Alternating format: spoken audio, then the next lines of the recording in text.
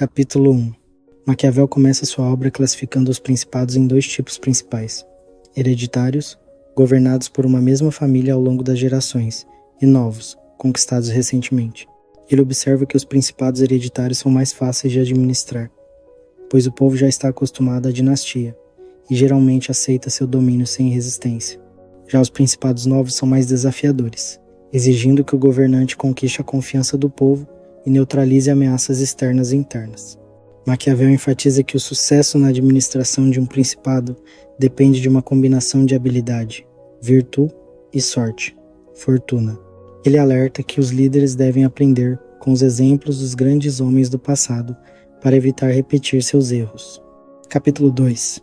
Neste capítulo, Maquiavel explora os principados hereditários, onde o poder é transmitido dentro de uma mesma linhagem familiar. Ele argumenta que esses governos são naturalmente mais estáveis, pois a população está acostumada às tradições e à autoridade da dinastia. Mesmo que surjam revoltas ou crises, o governante pode restaurar seu poder com relativa facilidade, apoiando-se nas instituições familiares. No entanto, ele alerta que mesmo nos principados hereditários é necessário um mínimo de habilidade política. O governante deve evitar se tornar complacente ou negligente, pois qualquer descuido pode abrir espaço para conspirações ou invasões externas. Maquiavel conclui que a estabilidade desses estados depende tanto da tradição quanto da capacidade do governante de se adaptar às circunstâncias. Capítulo 3. Maquiavel aborda aqui os principados mistos, onde um governante adiciona um novo território ao seu domínio pré-existente. Esses casos são mais complexos, pois envolvem a integração de um povo que não está acostumado às leis e costumes do conquistador. Ele explica que a incorporação será mais fácil se o novo território tiver uma cultura, língua ou instituições semelhantes às do território original. Caso contrário, o governante enfrentará desafios significativos, como resistência cultural e tensões políticas. Para consolidar seu poder, Maquiavel sugere estratégias como a criação de colônias leais no novo território ou a eliminação dos antigos líderes locais. Ele também destaca a importância das alianças externas e adverte que o uso excessivo da força pode gerar ressentimento entre a população. O equilíbrio entre firmeza e benevolência é crucial para garantir a lealdade dos súditos. Capítulo 4. Maquiavel utiliza o exemplo do Império Persa, governado por Dario III, para ilustrar como a estrutura de um governo influencia sua vulnerabilidade à conquista. Ele explica que o Império Persa era centralizado, com todo o poder concentrado nas mãos do monarca. Quando Dário foi derrotado por Alexandre o Grande, o colapso do sistema foi quase imediato, pois não havia aristocracia ou lideranças regionais fortes que pudessem organizar resistência. Após a morte de Alexandre, seus generais dividiram o império sem enfrentar grandes revoltas, pois as populações locais estavam acostumadas a obedecer a um único governante supremo. Maquiavel conclui que governos centralizados podem ser facilmente conquistados por líderes carismáticos, mas também são mais suscetíveis a desmoronar completamente quando o centro de poder é removido. Capítulo 5. Neste capítulo, Maquiavel aborda os desafios de governar territórios que, antes de serem conquistados, possuíam suas próprias leis e instituições.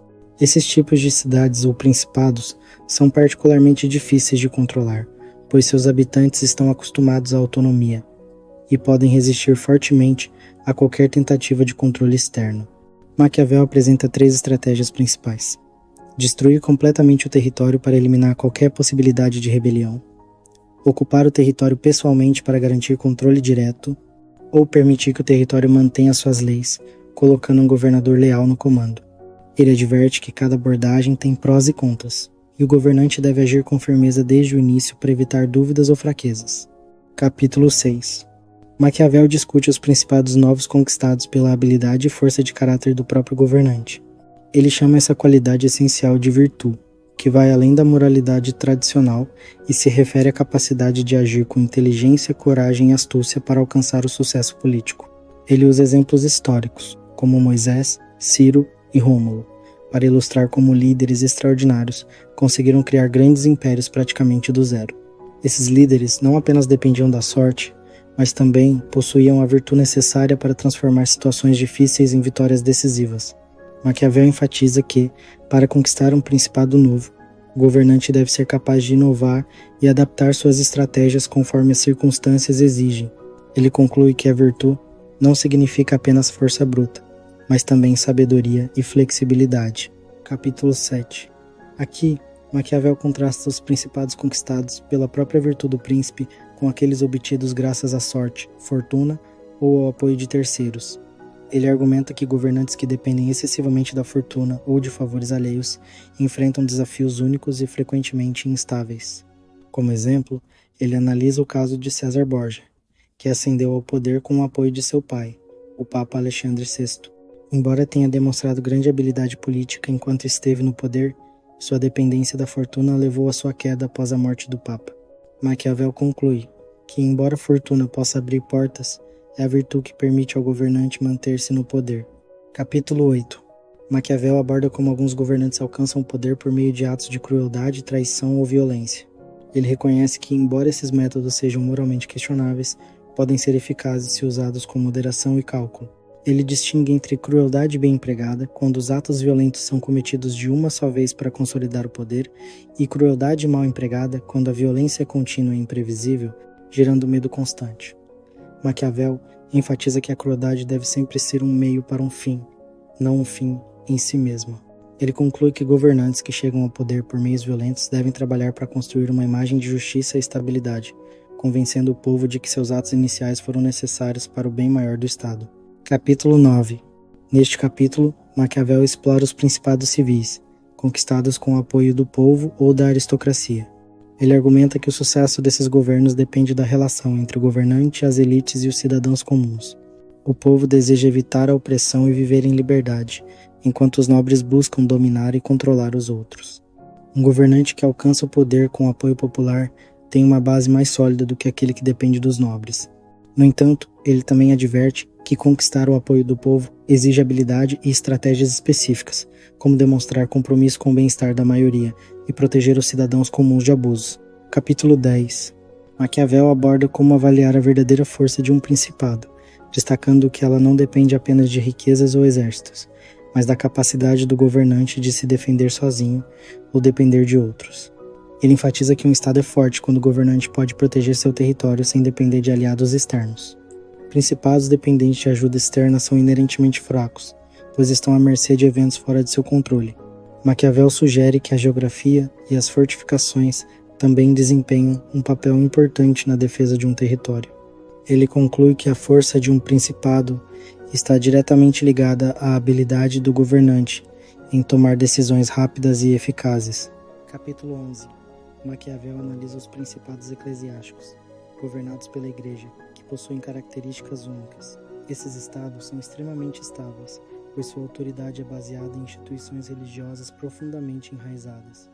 No entanto, eles enfrentam desafios específicos quando se trata de questões externas, como guerras ou disputas territoriais. Ele observa que governantes eclesiásticos não precisam conquistar a lealdade do povo ou manter exércitos poderosos, mas ainda assim devem ser astutos para navegar pelas intrigas políticas. Maquiavel conclui que a estabilidade desses estados depende de equilibrar o espiritual e o secular. Capítulo 12. Maquiavel critica duramente o uso de mercenários, soldados contratados externamente, argumentando que eles são indignos de confiança e lutam apenas por dinheiro. Ele também adverte sobre os perigos das tropas auxiliares, que pertencem a outro governante e podem se voltar contra o Estado que as contratou. Em contraste, ele elogia o uso de milícias próprias, compostas por cidadãos do próprio território.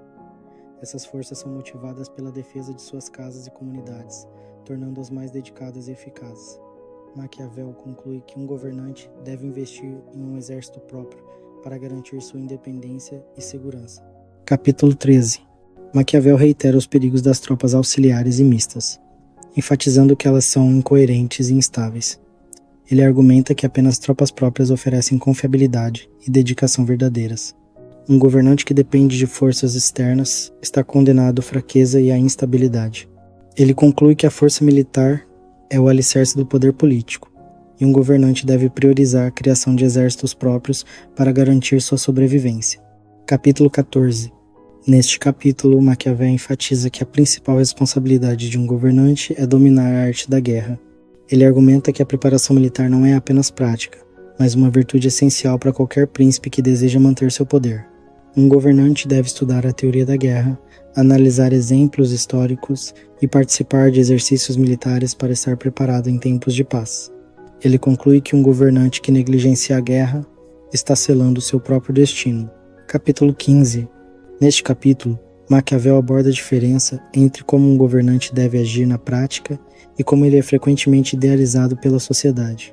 Embora se espere que um príncipe seja justo, misericordioso, honesto e humano, Maquiavel argumenta que essas virtudes nem sempre são compatíveis com a realidade política.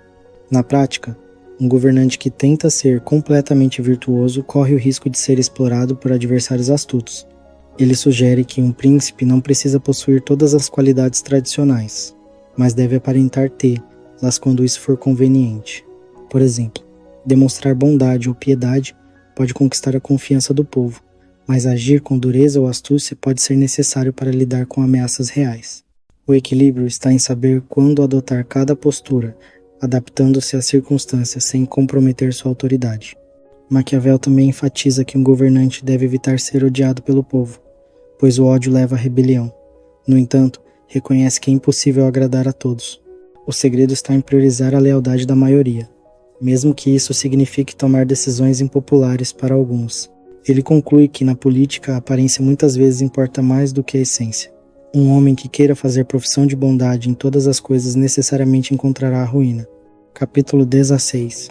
Neste capítulo, Maquiavel explora a tensão entre duas qualidades aparentemente opostas, a generosidade e a parcimônia.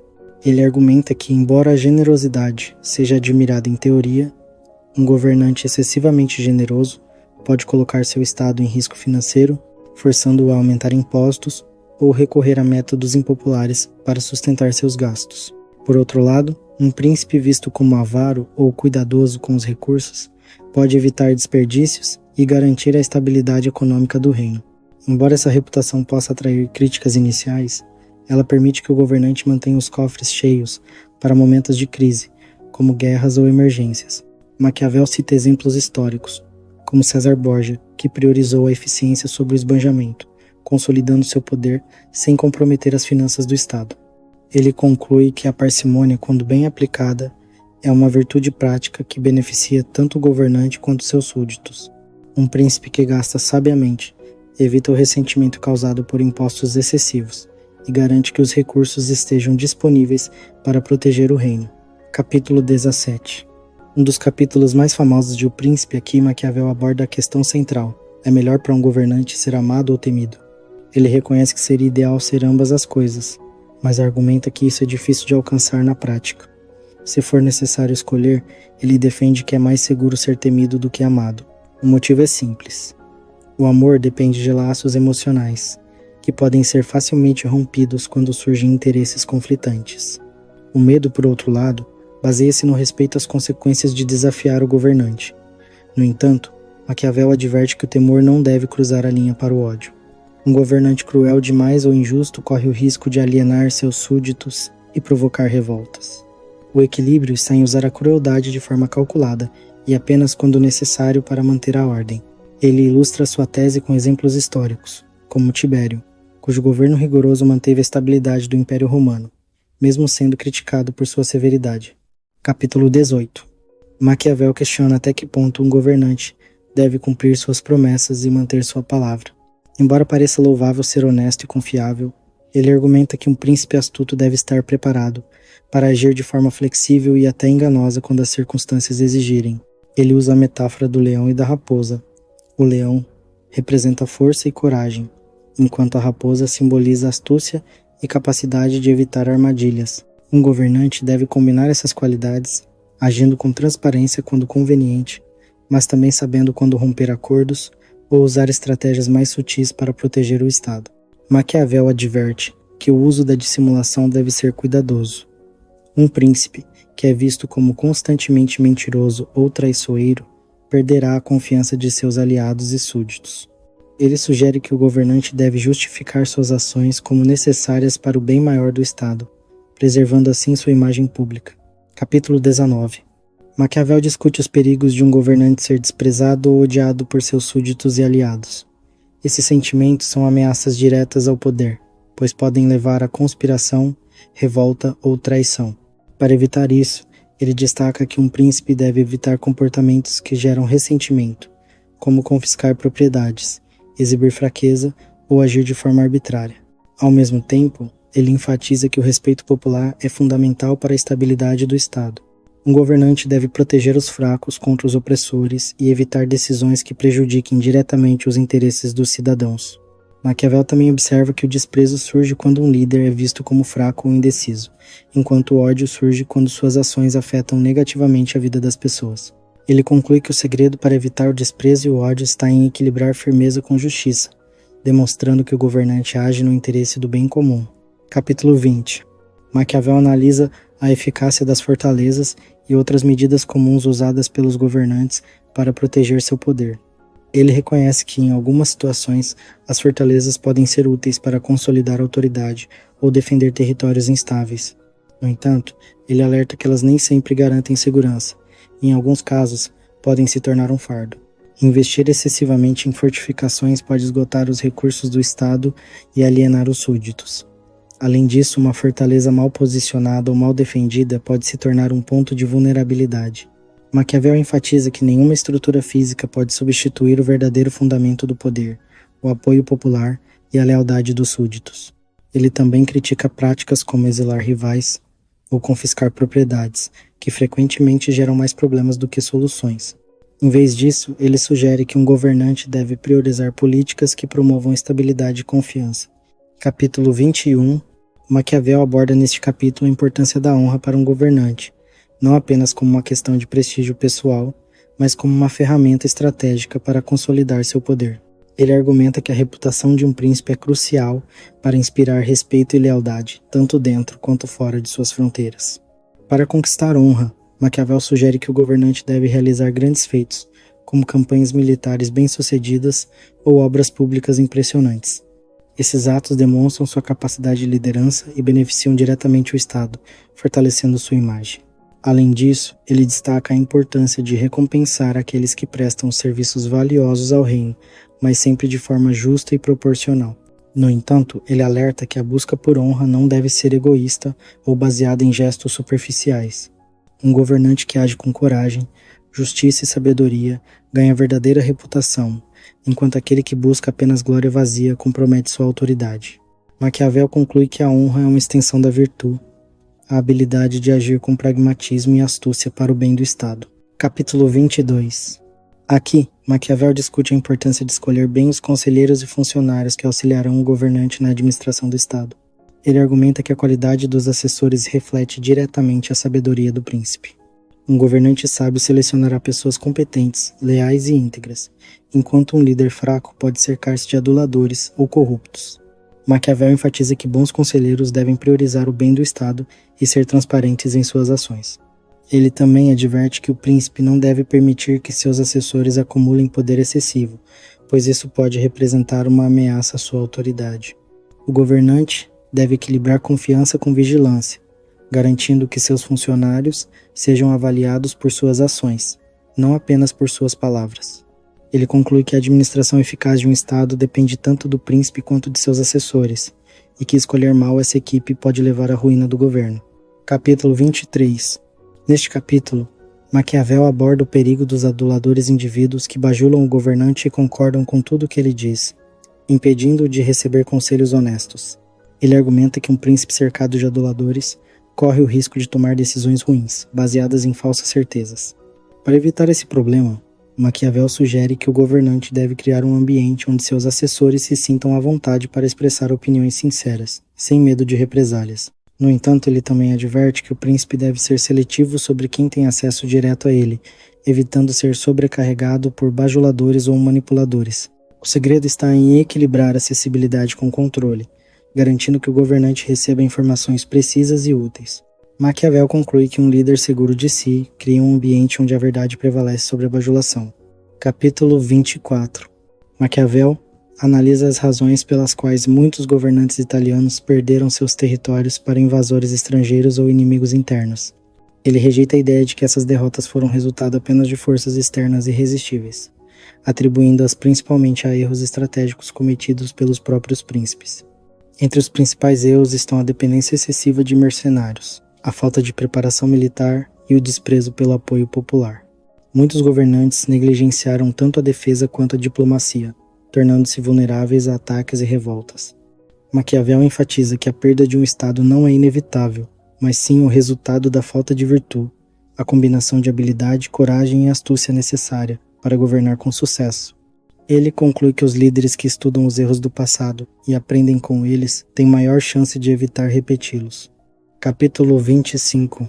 Maquiavel reconhece que a fortuna desempenha um papel significativo nos eventos humanos, mas argumenta que os governantes podem mitigar seus efeitos por meio da virtude. Ele compara a fortuna a um rio selvagem que, embora possa causar destruição, pode ser controlado com planejamento cuidadoso. Ele enfatiza que a fortuna favorece aqueles que agem com energia e determinação, mesmo quando as circunstâncias são adversas. Um governante flexível, capaz de adaptar-se às mudanças, tem maior chance de superar os desafios impostos pela sorte. Maquiavel conclui que, embora a fortuna seja imprevisível, ela não controla completamente o destino dos homens. Os líderes que cultivam a virtude podem resistir às tempestades da fortuna e construir legados duradouros. Capítulo 26. No capítulo final, Maquiavel faz um apelo emocional e patriótico pela libertação da Itália das mãos de invasores estrangeiros. Ele exorta Lorenzo de Médici, a quem dedicou a obra, a assumir o papel de líder unificador e salvador da Península Italiana. Maquiavel argumenta que a Itália está fragmentada e humilhada, presa fácil para potências estrangeiras.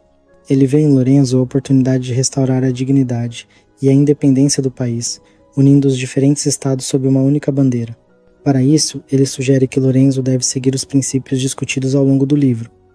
Usar a virtude para superar as adversidades, criar um exército próprio e conquistar o apoio popular.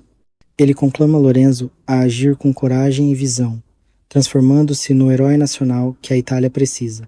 A obra termina com uma citação poética inspiradora, destacando que o antigo valor dos italianos ainda não está morto e que a nação pode renascer sob uma liderança forte e determinada.